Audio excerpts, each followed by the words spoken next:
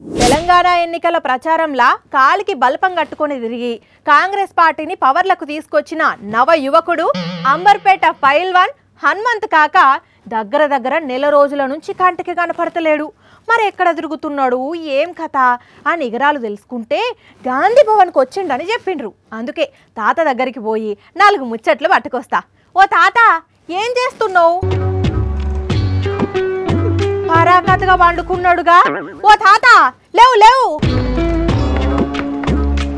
అరే తాత, రాత్రిలు నిద్రపోలేదా? ఏమైంది? ఇక్కడ నిద్రపోతున్నావు? బైక్ తీసుకొని మాట్లాడు. తెలంగాణలో అమ్మయ్య లేచిండు. తెలంగాణలో మళ్ళీ తెలంగాణలో అంటాడు.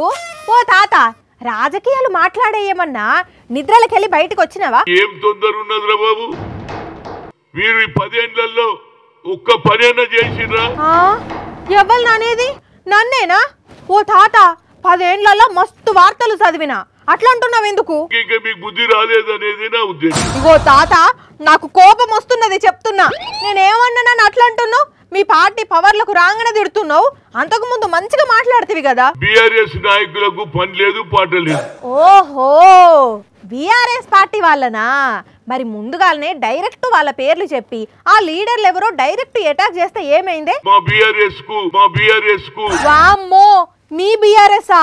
తాత, మీది కాంగ్రెస్ పార్టీ. అట్లా అంటే కారు పాటోళ్ళు నిన్ను లెక్కలోకి తీసుకుంటే కథ వేరే ఉంటది.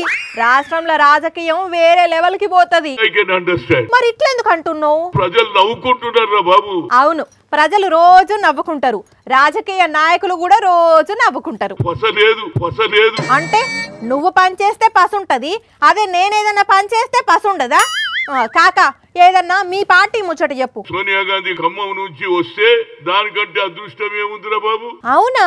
మరి ఖమ్మంలా సోనియా గాంధీ పోటీ చేస్తే ఇప్పటికే ఆ సీటు మీద ఆశ పెట్టుకున్న వాళ్ళ పరిస్థితి ఏందే కాక? మేమందరం సంతోషంగా ఆమెకు స్వాగతిస్తాం. సరే, స్వాగతిస్తే ఓకే.